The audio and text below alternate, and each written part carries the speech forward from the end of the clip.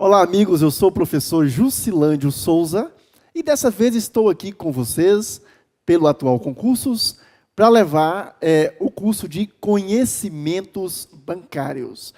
Durante essas diversas aulas e módulos, vocês vão estudar comigo conhecimentos bancários. Vocês vão entender como funciona o sistema financeiro nacional, como funcionam as instituições, as regras, as normas desse sistema financeiro nacional.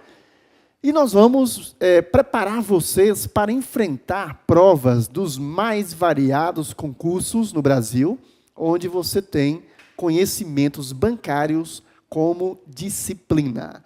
E a gente vai começar, obviamente, trabalhando com o sistema financeiro nacional. É uma disciplina tranquila, embora esteja longe do cotidiano de muitos de vocês, eu sei disso, mas é uma disciplina tranquila, gostosa de estudar, eu tenho certeza que vocês vão gostar, tá?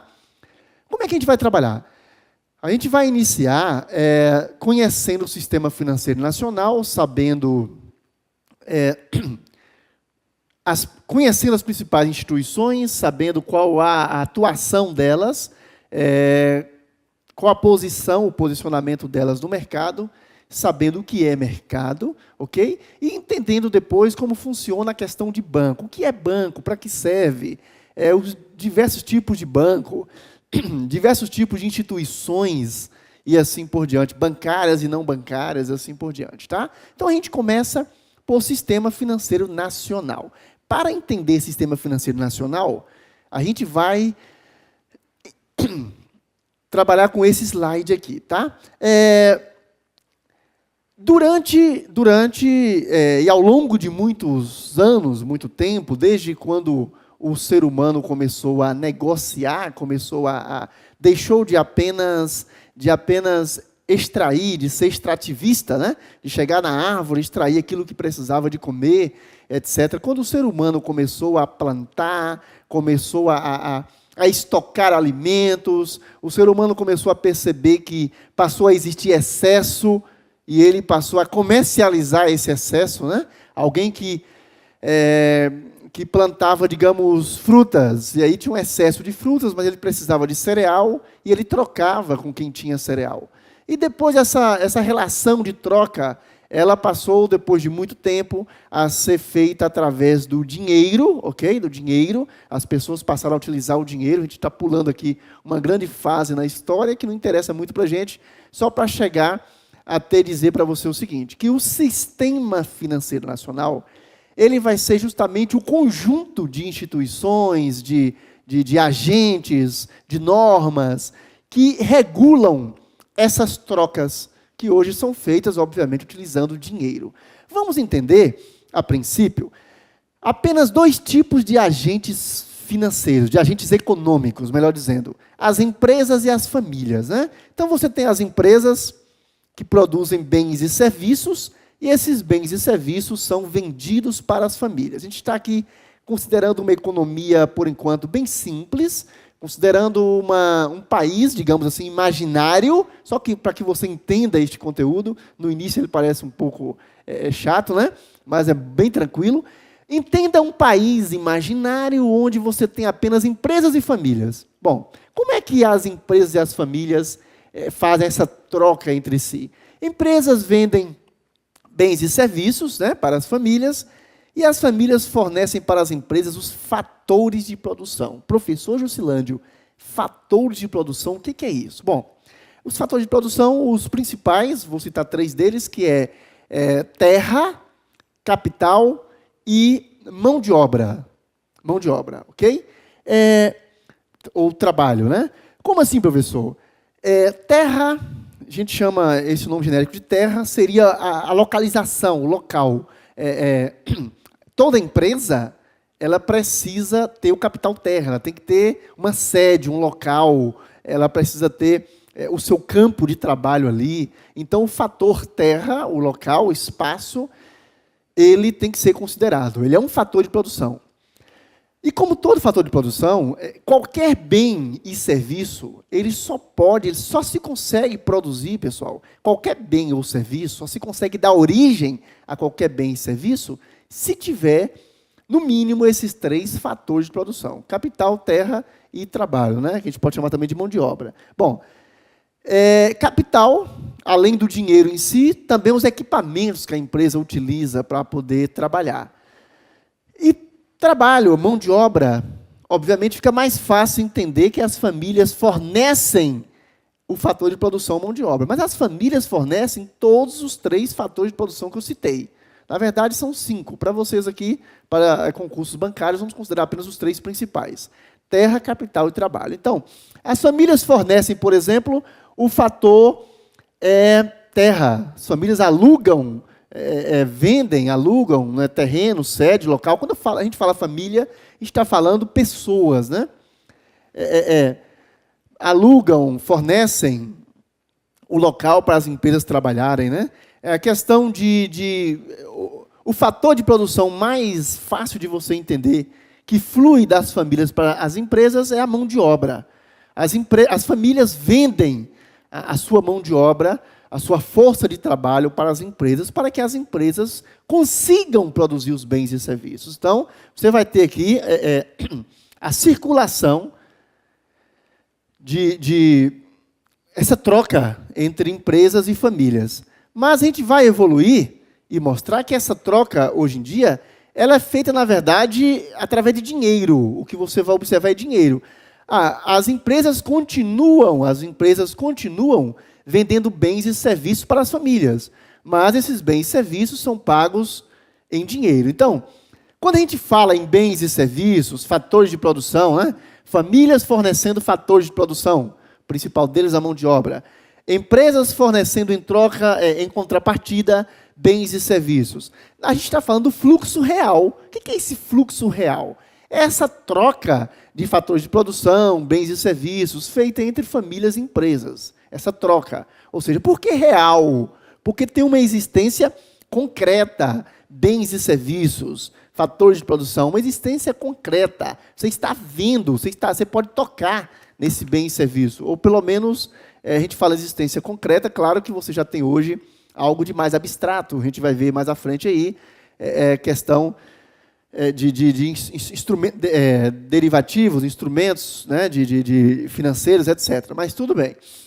Quando a gente observa que, atualmente, essa troca ela é representada em dinheiro, então a gente vai observar por dinheiro que quando as famílias passam, quando as empresas trazem a contrapartida para as famílias em bens e serviços, na verdade, você tem salários de aluguéis. E as famílias compram nas empresas gastando. Aqui é o fluxo monetário, dinheiro, né? Ou seja, empresas pagam para as famílias aluguéis, pelo fator de produção terra, por exemplo, né? O local da empresa, que a empresa sediou. As empresas pagam para as famílias os salários, ok? Aqui já é o fluxo monetário, dinheiro. E lembra que as famílias fornecem para as empresas os fatores de produção, o principal deles a mão de obra, mas as famílias também gastam comprando os produtos das empresas. Então, nós temos aí o fluxo monetário. Vimos o fluxo real, agora o fluxo monetário. Mas, amiguinhos e amiguinhas, a gente precisa entender que observe que a gente está falando da utilidade de um sistema financeiro. Para que serve um sistema financeiro? Ora, a gente observa que nenhum país do mundo hoje, por mais fechado que ele seja, tem apenas esses 2 tipos de agentes econômicos. Nenhum país, hoje em dia, por mais fechado, mesmo países fechados como Coreia do Norte, ok? Não possui apenas fluxo entre empresas e famílias. Esses países, eles também têm contato com o resto do mundo, mesmo que seja menor, né? No caso de países comunistas, socialistas. Mas, então, nós temos aqui agora, na verdade, para completar, os 4 agentes econômicos, não apenas famílias e famílias e empresas. Nós temos agora, nós incluímos mais 2, o governo, claro. A gente não pode pensar numa anarquia, tem que haver um governo. Então, esses países têm um governo. Então, nós temos o governo e temos também o resto do mundo. E agora, esse fluxo, tanto o fluxo real quanto o fluxo monetário, a questão do dinheiro, ele agora é um pouco mais complexo, porque agora nós teremos o governo e o resto do mundo. Então, governo, vamos, para ficar mais fácil, famílias e governo, né? Famílias, como é o fluxo monetário entre famílias e governo? Bom, das famílias para o governo. As famílias, por exemplo, elas pagam impostos para o governo, ok? Então, vai haver um fluxo monetário entre família e governo. O governo, há um fluxo também monetário entre governo e família. Por exemplo, quando o governo transfere renda direta para as famílias, como Bolsa Família, Bolsa isso, Bolsa aquilo, né? Estamos na época aí das bolsas, né? Então, o governo ele está transferindo renda para as famílias, ok? Quando o governo, por exemplo, faz algum subsídio, o governo, por exemplo, projeto Minha Casa Minha Vida, o governo subsidia, salvo engano, ainda continua o mesmo valor, R$17 mil para as famílias que adquirem a casa própria. Então, é transferência de dinheiro, é um fluxo monetário entre governo e famílias. Bom, governo e empresas, existe fluxo monetário? Sim. De empresas para governo, está aqui a setinha apontando para governo, as empresas pagam impostos ao governo. De governo para empresa, os governos subsidiam também as empresas, os governos costumam favorecer determinado setor, e aí pode haver transferência também de valores entre governo e empresa. Quando os governos também adquirem produtos das empresas, né? Os governos compram também das empresas, e assim por diante. Empresas e o resto do mundo, qualquer outro país, existe esse fluxo monetário? Sim. As empresas, por exemplo, compram produtos, importam mercadorias, equipamentos de outros países, né? Então, há um fluxo monetário entre as empresas e o resto do mundo, está aqui a setinha para o resto do mundo, para pagar esses produtos adquiridos. E existe também a contrapartida, existe também um fluxo monetário entre o resto do mundo e as empresas. Países compram de nossas empresas, importam nossos produtos e também pagam, há uma transferência de dinheiro também do resto do mundo para as empresas. Por último, nós temos também o fluxo entre as famílias e o resto do mundo. Você deve conhecer pelo menos alguém, ou de sua família, ou algum amigo, que compra produtos do exterior, ou pessoas que moram no exterior e mandam dinheiro para a família. Então, entre família e o resto do mundo. Muito bem.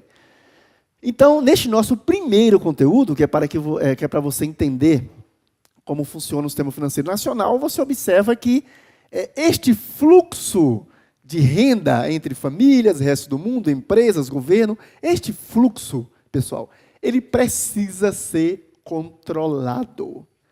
Tem que haver um controle. A circulação monetária, a circulação do dinheiro, ela precisa ser controlada. A moeda, o dinheiro em geral, a velocidade dela e a quantidade dela em circulação importa, é muito interessante para um sistema financeiro. A gente não vai se aprofundar aqui na questão da velocidade da moeda.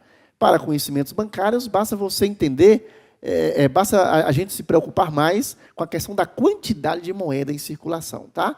Mas esse sistema financeiro nacional, esse SFN, agora a gente pode dizer para que ele serve. Ele serve para isso. O sistema financeiro nacional, o objetivo dele é justamente controlar este fluxo monetário e este fluxo real entre esses 4 agentes econômicos. É para isso que serve um sistema financeiro nacional. E o que é o sistema financeiro nacional? Bom, eu volto a repetir. Ele é o conjunto de agentes econômicos. Agora a gente já melhora, né, a definição. Ele é o conjunto de agentes econômicos, regras, autoridades, instituições, que juntas, trabalhando em harmonia, todo o sistema é assim, né? Trabalhando em harmonia, vão gerenciar, supervisionar e controlar este fluxo monetário. Isso é que é sistema financeiro nacional. Eu te dei a definição de um sistema financeiro. A gente fala nacional porque a gente vai estudar aqui o sistema financeiro brasileiro. Obviamente, existe um sistema financeiro internacional, onde o nosso sistema financeiro nacional é um subsistema dele, ok? Mas a gente vai tratar aqui apenas o sistema financeiro nacional, ok? Então é para isso que serve um sistema, para controlar essa quantidade de moeda em circulação, para equilibrar as relações entre essas instituições e assim por diante, ok? E esse sistema financeiro nacional, o nosso sistema financeiro, a gente pode dividi-lo, esta é a divisão mais utilizada, nós temos outras, e havendo tempo a gente comenta outras, mas a gente pode dividi-los em órgãos normativos, entidades supervisoras e, quem não for órgão normativo e nem for entidade supervisora, a gente vai chamar de demais entidades, demais instituições, né? Demais operadores do sistema. Como órgãos normativos, a gente tem o Conselho Monetário Nacional, o Conselho Nacional de Seguros Privados e o CNPC. Então, nós vamos estudar esses três principais. Na verdade, normativos são eles mesmos. A gente vai ver que entidades supervisoras, a gente tem o Bacen, o Banco Central, a CVM, Comissão de Valores Mobiliários, né? A SUSEP e a Previc. Fique tranquilo, professor, isso é uma sopa de letrinhas, eu sei disso, mas fique tranquilo que vocês vão entender, não é difícil. E os demais operadores do sistema? Bem, o que eu tenho a dizer para vocês aqui, já para começar? Primeiro, questão de concurso, hein? A gente vai ver aqui, por falar em questão de concurso, a gente vai ver diversas questões, inclusive questões já agora de 2014, concursos aplicados agora, né? A gente vai ver. Mas eu quero que você entenda o seguinte. Embora diversos autores utilizem, né, a maioria dos autores utilizem esta subdivisão aqui, órgãos normativos, órgãos, entidades supervisoras, né, e demais operadores, mas é preciso que você entenda que é tudo uma questão do que prevalece. Eu posso dizer, por exemplo, que a CVM é um órgão normativo também. Ela também tem a função normativa. Professor, como assim? Aí está dizendo que a CVM é uma entidade supervisora. Vejam bem, Banco Central e CVM, embora entidades supervisoras, ou seja, embora o que prevalece nas funções deles, como a gente vai ver aqui, seja a supervisão do sistema, verificar se o sistema está funcionando de acordo com as normas do CMN, a gente vai ver aqui. Apesar disso, o Banco Central e a CVM também normatizam. Existem normas também, tanto o Banco Central quanto a CVM, dentro de suas áreas. Como a gente vai ver aqui, o Banco Central, que é a fiscalização dos bancos, das instituições financeiras, e a CVM, que é a fiscalização do mercado de valores mobiliários. Mas dentro desta área de cada um deles, eles também tecem normas. A CVM, que tem as suas instruções e outras normas, que a própria CVM cria essas normas que devem ser seguidas pela sua área, pelas empresas, instituições, agentes econômicos de sua área, que estão sob sua supervisão. E o Banco Central também edita suas cartas circulares, etc., também de sua área, para que as instituições financeiras que são fiscalizadas por ele, Banco Central, e os agentes envolvidos nelas, também sigam essas instruções. Então, o que a gente vai ter que entender aqui? Primeiro, que as instituições, os órgãos, embora a gente possa classificá-los num desses três tipos, isso, na verdade, é o que prevalece, porque eles executam também o outro âmbito. Professor, o que é isso? Banco Central e CVM, embora entidades supervisoras, também ditam normas. Ok? Mas, se essas instituições ditam normas, professor, existem normas gerais que devem ser seguidas por todas elas? Sim. Por exemplo, o CMN, Conselho Monetário Nacional, A gente vai estudar aqui e vai verificar que, na verdade, o CMN ele vai ditar normas que devem ser seguidas por todo o sistema. Então, o CMN ele vai trazer as normas gerais, que mesmo CVM e Banco Central, que também ditam suas normas locais, também deverão seguir as normas gerais, ok? Segundo, a gente deve entender que essas instituições, elas são instituições, na verdade, que lideram, que supervisionam determinada área, mas que as suas normas precisarão, embora também normatizem, como já falei, as suas normas, as normas do Banco Central, da CVM, terão que seguir as diretrizes gerais. Ok? Então, o Banco Central e o CVM têm suas normas? Tem, mas eles precisam seguir as diretrizes gerais do Conselho Monetário Nacional, como veremos aqui. Bom, nós temos uma outra composição dos SFN, do Sistema Financeiro Nacional, segundo a existência de subsistemas. Bom, eu tive que trazer isso aqui, porque cai às vezes em prova. Alguns autores preferem dividir apenas em 2 subsistemas. Subsistema de supervisão, subsistema operativo. Quando houver essa divisão aqui em prova, subsistema de supervisão e subsistema operativo, simplesmente significa que as instituições normativas, os órgãos normativos que tecem normas, as entidades que tecem normas, melhor dizendo, aqui a gente está misturando a definição de entidade de órgão, mas a gente sabe que no direito administrativo são diferentes, claro, né? Aqui a gente está chamando tudo aqui ou de entidade ou de órgão, mas a gente sabe que o órgão não tem personalidade jurídica. Então, aqui, se você conhece direito administrativo, fique sabendo que aqui a gente está misturando os termos aqui, órgão e entidade, não se preocupe com isso, é por uma questão didática, tá? Então, o subsistema operativo são os demais. Então, quem não está na supervisão ou na normatização está no subsistema operativo. Ok. E aí, a gente já começa aqui a falar sobre, digamos assim, o órgão por excelência, né? A entidade, a autoridade por excelência, a principal autoridade do Sistema Financeiro Nacional, que é o Conselho Monetário Nacional. A gente tem um cuidado grande ao se referir ao CMN, porque, para começar, a gente vai aqui falar algo interessante para você. Olha a palavrinha conselho. Por que Conselho Monetário Nacional? Olha, o Conselho Monetário Nacional é chamado de conselho porque ele é justamente isso. É um grupo de autoridades que se reúne, quando necessário, para tomar decisões que deverão ser seguidas por todo o sistema financeiro nacional. Então, o CMN ele toma decisões que devem ser seguidas por todo o sistema financeiro nacional. Então, o que é o CMN? O que é o CMN?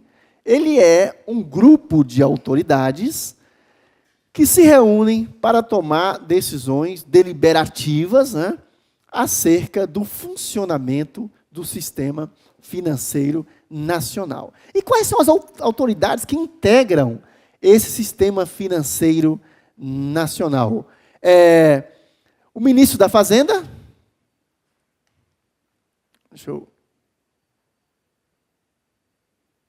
O ministro da Fazenda, ou seja, o ministro do Planejamento, Orçamento e Gestão, atualmente é uma ministra, né?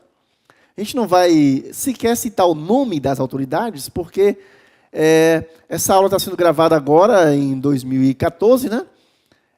Mas pode ser que você assista essa aula daqui a alguns meses, talvez até em 2015, outro ano, mas nós estamos mostrando aqui um conteúdo que ele demora a ser alterado, né? Demora bastante a ser alterado, 3, 4, 5 anos para sofrer alteração, o conteúdo desses primeiros módulos aqui do curso. E aí, dependendo da época da sua prova, você vai saber qual é o nome da autoridade. Então, por exemplo, ministro da Fazenda, hoje é o Guido Mantega.